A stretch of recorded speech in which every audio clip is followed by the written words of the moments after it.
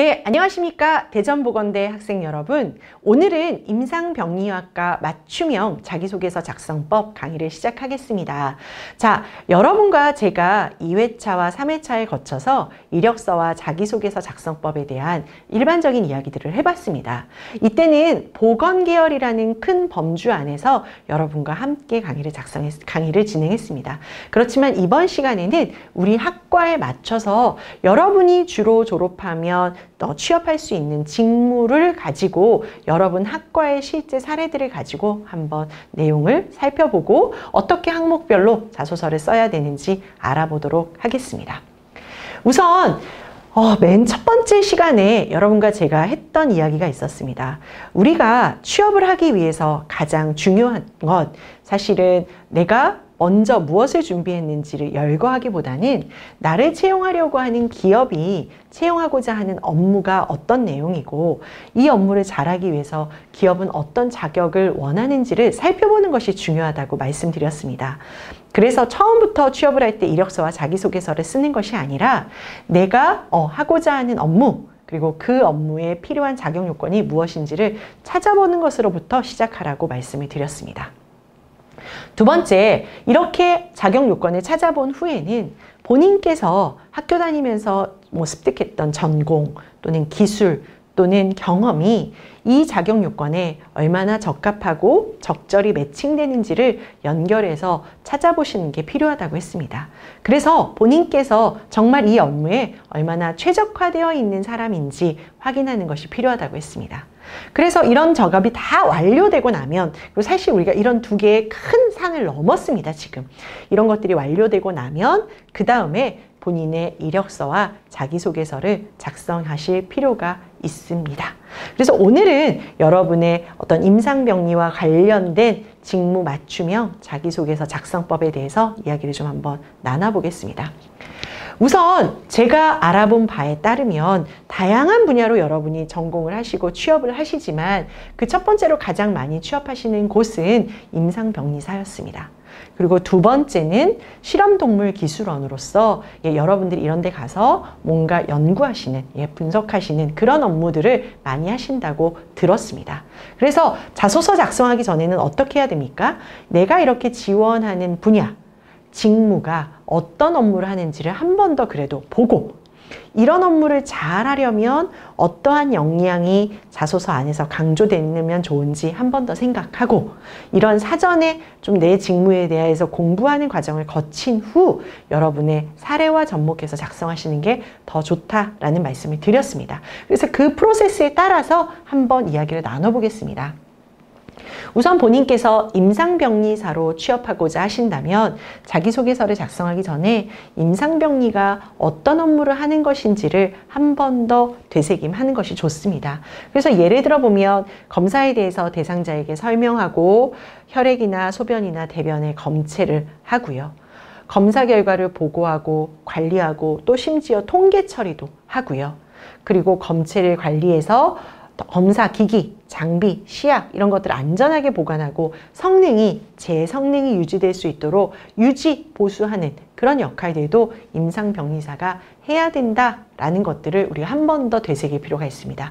그래서 이런 임상병리 업무를 누구보다도 잘하려면 문제에 대한 분석적 사고, 그리고 어떤 검체들을 잘 꼼꼼하게 관리할 수 있는 꼼꼼함, 고객에게 뭔가 내가 검체를 해석하고 통계를 줘야 되니까 신뢰감, 자신의 역할에 대한 책임감이 무엇보다 필요하다라고 말씀을 드렸습니다.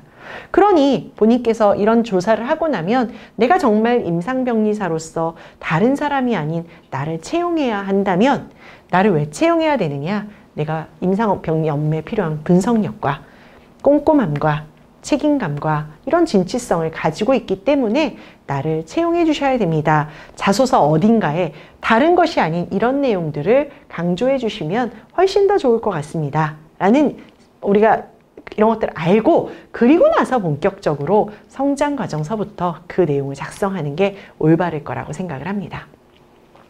이번 시간 여러분과 저는 성장과정과 성격의 장단점 이 두 가지 항목을 조금 더 집중해서 좀 사례와 함께 살펴보고자 합니다.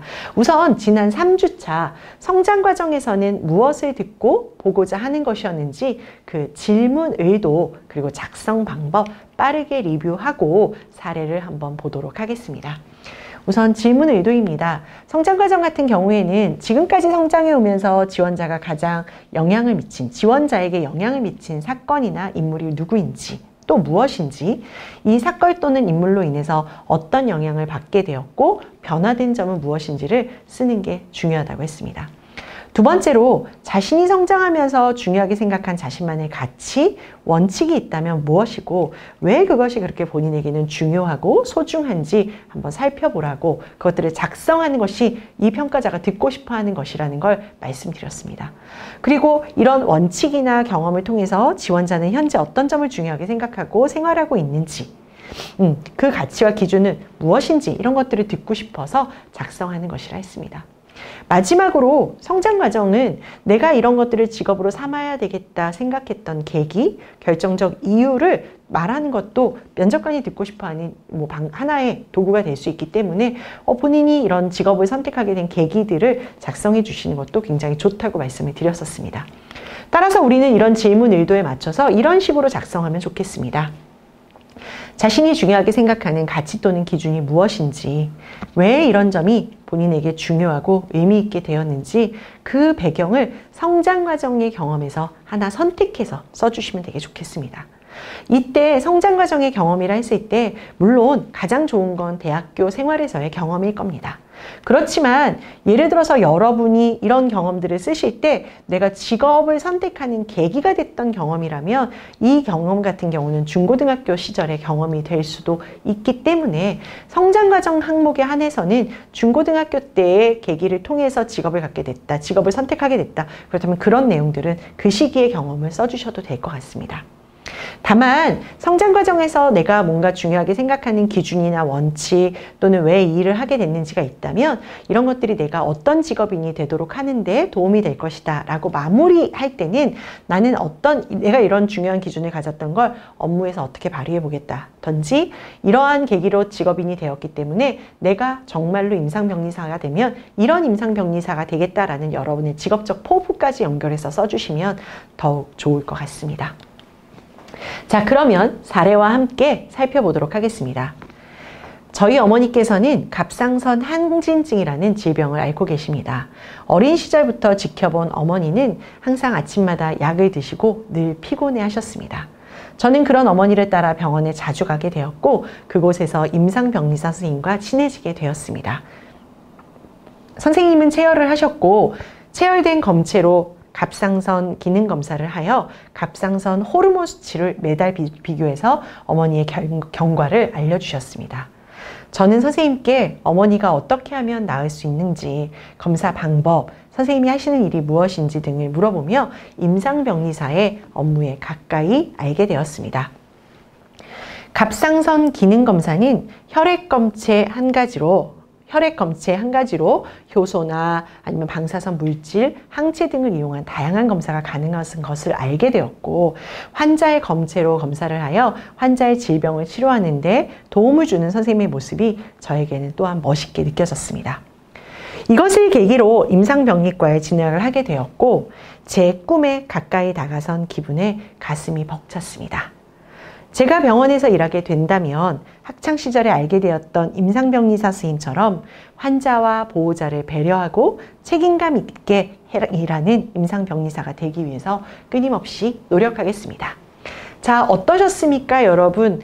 제가 방금 설명드렸던 것처럼 이 사례를 보시면 본인이 임상병리사라는 직업에 관심을 갖게 된 어머니의 질병과 관련된 에피소드를 통해서 임상병리사가 구체적으로 어떤 일을 하게 되었는지를 알게 됐고 이런 걸 통해서 본인이 임상병리사로서 직업을 선택하게 되었다는 전반적인 계기를 설명해 주었습니다. 내가 이 직업을 왜 선택하게 되었는지를 말씀하시는 건 성장과정이라는 항목에서 이야기하는 것이 가장 적합하다고 할 수 있습니다. 그리고 그런 성장과정의 계기를 통해서 본인이 이런 직업을 선택하게 되었고 이런 직업을 통해서 나는 앞으로 어떤 직업인이 되겠다라는 포부, 마무리까지 써주었기 때문에 아주 적합하게 잘 쓴 사례다라고 설명을 드릴 수 있겠습니다. 사례 하나 더 보고 가겠습니다. 중학교 2학년 때 캄보디아로 봉사를 간 적이 있습니다. 거기서 만난 아이들은 작은 상처를 바로 치료하지 못해서 큰 상처로 커지는 일들이 빈번했습니다. 그런 모습을 보며 그들에게 도움을 줄 수 있는 사람이 되고 싶다는 생각이 들었고 의료계열과 보건계열 쪽으로 관심을 갖게 되었습니다. 그 후 고등학교에 진학하여 의학 동아리에 들어갔고 병원, 연구소 견학, 의학계통의 전문가들의 강연을 들으며 꿈을 키워갔습니다. 또한 봉사활동을 통해 어르신분들에게 도움을 드리며 타인에 대한 배려도 배웠습니다. 대학 진학을 위해 보건계열에 대해서 알아보던 중 환자들의 검체를 분석하고 진단을 도와주는 임상병리사의 매력을 느끼게 되었습니다. 임상병리과로 진로를 정하여 대학에 진학하였습니다. 고통받는 사람들에게 좋은 의료를 제공해주기 위해 학과 생활에 성실히 임하고 다양한 활동을 꾸준히 해왔습니다. 앞으로도 임상병리사로서 환자들의 건강과 행복에 기여하기 위해서 끊임없이 노력하고 직무 역량을 기르기 위해서 최선을 다할 것입니다. 자, 이번 사례 보겠습니다. 중학교 때의 경험입니다. 하지만 이런 중학교 때의 경험을 통해서 본인이 의료와 보건 쪽의 업무를 결정하게 됐던 계기를 설명했습니다.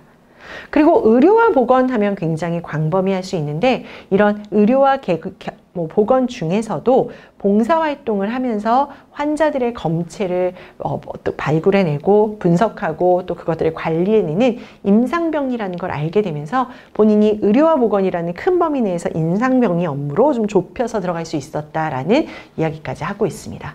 그리고 이런 것들의 임상병리사로서 내가 훌륭히 일을 하기 위해서 공부했던 걸 가지고 어떤 임상병리사가 되겠다 이런 직업적 포부까지 쓰면서 마무리해 주셨기 때문에 아주 잘 쓴 자기소개서 그 성장 과정의 항목이라고 말씀드릴 수 있겠습니다. 여러분의 계기를 써주시고 그런 의사결정 과정 중에 나에게 어떤 부분들이 이걸 선택하는 이유가 되었는지 경험을 통해서 작성해 주시면 매우 좋겠습니다. 자, 사례를 하나만 더 보도록 하겠습니다. 2018년 여름 전역 후 한 달 동안 유럽 단체 배낭 여행을 통해서 다양한 사람들과 소통을 경험하게 되었습니다. 제가 참여한 배낭 여행은 단순히 혼자서 여행하는 것이 아니라 20에서 30대의 다양한 연령층이 참여하여 30명 정도의 인원이 함께 여행을 하는 프로그램이었습니다. 여행자들과 상의하여 각자가 원하는 여행 키워드를 선정하여 유럽 여행을 시작했습니다. 각자가 원하고 좋아하는 분야를 선정하여 각 지역에서 원하는 키워드를 골라 대여섯 명이 함께 여행을 시작하였습니다.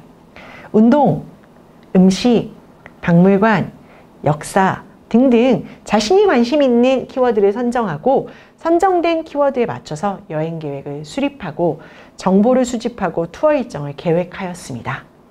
저는 운동에 관심이 많았고 운동과 관련된 정보를 수집하고 탐방하고 싶은 여행지를 골라서 팀을 꾸려서 여행을 주도했었습니다. 처음에는 부담스럽고 저와 같은 관심사를 가진 사람이 없으면 어쩌나 걱정도 했지만 막상 여행을 시작하고 보니 공통의 관심사를 가진 사람들을 많이 만나게 되고 함께 공유하는 것이 얼마나 즐겁고 행복한지도 알게 되었습니다. 그 과정에서 다른 사람의 관심 키워드라도 모르는 척하는 것이 아니라 정보 수집을 도와주고 서로의 이야기를 소통하며 즐거운 여행을 마칠 수 있었습니다. 따라서 여기에서 하고 싶었던 이야기는 뭡니까? 본인이 살아가면서 중요하게 생각하는 건 소통이다. 근데 어차피 병원이라는 현장은 이런 소통을 중심으로 환자들하고 이야기할 수밖에 없는 것이니 내가 이런 소통의 즐거움을 알았으니 병원에 입사하게 된다면 함께 일하는 동료들과 함께 만나는 환자들과도 그들의 관심사를 공유하면서 소통하는 그런 내가 임상병리사가 되겠다라고 마무리해 주신다면 훨씬 더 좋은 성장 과정의 한 항목이 나올 것이라고 생각합니다. 이번에는 성격의 장단점 항목을 함께 보도록 하겠습니다. 성격의 장단점 또한 질문 의도를 좀 살펴보고 작성 방향 먼저 알아본 후에 사례로 접근해 보도록 하겠습니다.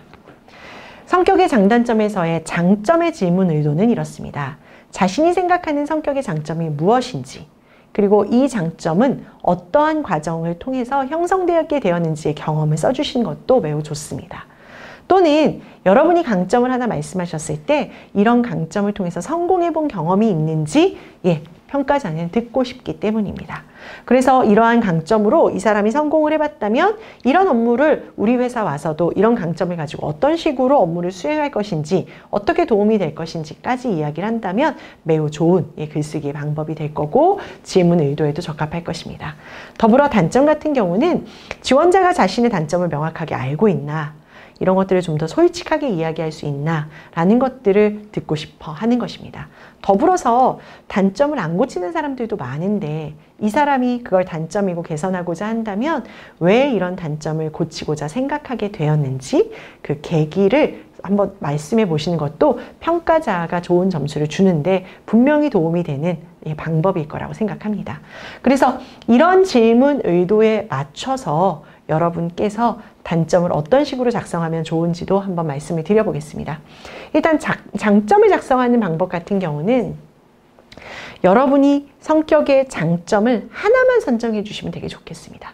장점을 여러 가지를 막 나열하고 모든 장점이 다 있다고 설명하시기보다는 나는 한 가지의 장점, 책임감이 있다. 예를 들면 그렇게 얘기를 해주시고 이런 책임감을 형성하게 됐던 경험을 쓰시거나 또는 이런 책임감을 통해서 내가 뭔가 성공을 했던 경험을 쓰심으로써 이게 정말 내 강점입니다를 설명해 주시는 것이 성격의 장점 항목에서 매우 중요하다고 할 수 있겠습니다.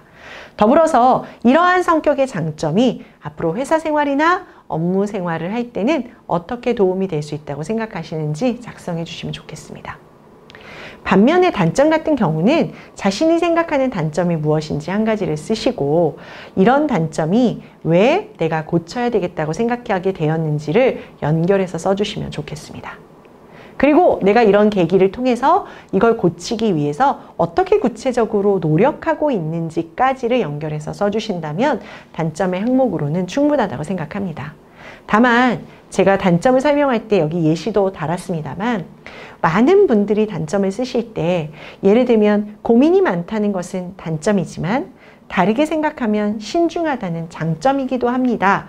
처럼 단점으로 시작을 했지만 마지막은 장점이 되는 경우도 많이 있습니다. 근데 이것은 그렇게 쓰게 되면 위에도 장점으로 써지게 되고 밑에도 마무리는 장점으로 마무리가 되기 때문에 그건 그렇게 좋은 방법은 아닐 수 있습니다. 그래서 여러분께 말씀을 드리고 싶은 건 예를 들어서 장점이 책임감이면 단점은 내성적인 거라든지 이렇게 서로 다른 장점과 단점을 써주시는 것들이 훨씬 더 좋다는 말씀을 한 번 더 좀 강조해 보겠습니다. 그러면 사례 함께 보도록 하겠습니다. 제 성격의 강점은 꼼꼼함입니다.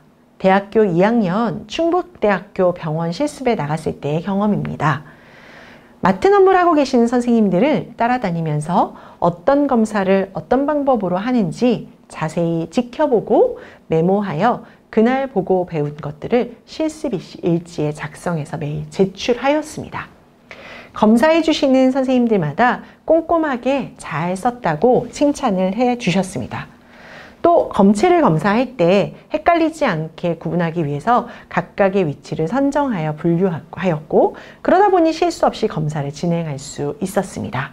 그 결과 실습 점수에서도 좋은 결과를 얻을 수 있었습니다. 저는 이러한 꼼꼼한 성격을 살려서 정확한 검사를 통해 환자에게 도움이 되는 인재가 될 것입니다. 자, 어떻게 했습니까? 꼼꼼함이라는 장점 하나를 설명했습니다. 그죠, 여러분? 보면은 꼼꼼함이라는 장점 하나를 설명했고 이 장점을 발휘한 구체적 실습의 경험들, 내가 이 꼼꼼함을 발휘해서 실습에 나가서 아주 성공적으로 일을 할 수 있었다라는 행동의 근거를 얘기해 주었습니다. 그래서 이렇게 했기 때문에 내가 업무를 할 때도 매우 꼼꼼하게 잘 할 수 있을 거라는 방향성까지 제시해 주었기 때문에 아주 적절하게 잘 쓴 성격의 장점 사례라고 할 수 있겠습니다. 단점 보겠습니다. 조금 소심한 면이 있어서 일을 소극적으로 하는 부분이 있습니다. 본인이 전혀 다른 단점을 하나 제시했죠. 사회생활에서 소심함은 제 의사표현에 한계를 가져올 수 있다고 생각하여 이것들을 고쳐야 되겠다고 생각했습니다. 내가 이 단점을 고쳐야 되겠다고 생각하게 된 계기도 쓰여져 있죠. 따라서 동아리 활동에 적극적으로 참여하고 발표를 도맡아 하면서 자신감을 키우고 조금은 더 활동적인 성격으로 고쳐나가려고 노력하고 있습니다. 어떻게 개선하려고 노력하고 있는지 그 개선의 과정까지 써줬기 때문에 성격의 장점 한 가지, 단점 한 가지, 구체적 사례, 개선의 방향 모두 들어가 있어서 매우 잘 쓴 100점짜리 성격의 장단점 항목이라고 말씀드릴 수 있겠습니다. 성격의 장단점 사례 하나만 더 보겠습니다. 저의 장점은 첫 번째, 친절하고 남을 잘 배려하는 점입니다. 학창시절 합창단 지휘를 했었는데 반 친구들이 참여할 수 있는 시간이 다 달라서 한 명 한 명 직접 이야기를 해 조율을 했던 적이 있습니다. 그 결과 다 같이 참여할 수 있는 시간이 생기고 성공적인 결과를 얻을 수 있었습니다. 두 번째, 외향적이고 밝은 적극적인 성격을 지니고 있습니다. 특히 사람들과 어울리기를 좋아하는 저는 처음 본 사람에게도 말을 잘 걸 수 있습니다. 그래서 충남대학교 실습에 갔을 때 조장을 했었고 그 외에 조별과제에서도 조장을 맡았습니다. 저의 이러한 장점들을 살려서 환자들에게 항상 친절하게 대하며 조직원들과 좋은 분위기를 형성해서 값진 성과를 내겠습니다. 본인의 장점 배려심, 본인의 장점 어떤 적극성을 사례와 함께 내가 이런 것들을 통해서 좋은 결과를 얻었던 사례와 함께 보여줌으로써 이게 정말 본인의 장점임을 설명하고 있습니다. 더불어서 내가 이런 장점을 통해서 어떠한 임상병리사가 되겠다라고 기여점, 적용점까지 얘기해주고 있기 때문에 매우 잘 쓴 성격의 장점 항목이라고 할 수 있겠습니다. 반면에 저의 단점은 문제를 풀거나 일을 할 때 실수하는 일이 생길까봐 잔 걱정이 많다는 것입니다. 단점 정반대인 거 하나 얘기를 했죠. 그래서 어렸을 때부터 검토하는 습관 한 번 더 다시 확인하는 것이 몸에 배었습니다. 그래서 나는 이런 습관들을 기를 수 있었습니다. 따라서 저는 장점이 비록 장점이지만 이것들이 잘 개선될 수 있도록 노력해 나가겠습니다. 라고 마무리를 하게 되는 거죠. 자, 여러분 어떠셨습니까? 임상병리사라는 직업에 맞춰서 여러분의 성장 과정과 성격의 장단점 항목의 사례들을 많이 살펴보았습니다. 저는 개인적으로 이렇게 생각합니다. 여러분께서 강의를 듣고 나서 한 번 듣고 좌좌좌좌 매우 잘 쓰시는 분들도 분명히 계실 수 있습니다. 하지만 대부분의 분들은 자기소개서 강의를 한 번 들었다고 여기 있는 샘플처럼 쓰시기는 힘듭니다. 그런데 저는 모든 시작은 모방으로부터 시작한다고 생각합니다. 제가 다양한 사례들을 많이 보여드리는 이유는 필요하다면 여러분이 정말 LMS상에 이 워크시트 우리 자소서를 올려야 되는데 정말로 2줄, 3줄이라도 쓰는 게 너무 어려울 경우에는 제가 보여드렸던 많은 사례들을 한번 활용해 보셔서 여러분의 경험과 좀 비추어서 비슷하다면 그렇던 사례들을 여기 쓰여져 있는 제시된 사례들을 적절히 활용해서 여러분의 글로 한번 만들어 보시는 것도 괜찮은 방법이라고 생각합니다. 그런 어떤 다른 사람의 사례들을 활용해서 써보는 연습들이 시작이 되었을 때 여러분의 것들을 만들기에 더 궁극적으로 좋은 결과를 낼 수 있으니까 작성에 대한 부담감 조금은 내려두시고 2줄이라도 3줄이라도 나의 이야기 또는 여기 써있는 이야기들을 활용해서 여러분의 이야기화 시키는데 성공해 보시기 바라겠습니다. 그럼 파트 2 시간에는 학창시절과 지원 동기 및 입사 후 포부 작성법에 대해서 좀 더 구체적으로 알아보도록 하겠습니다. 이번 시간 강의 여기서 마무리하겠습니다. 수고하셨습니다.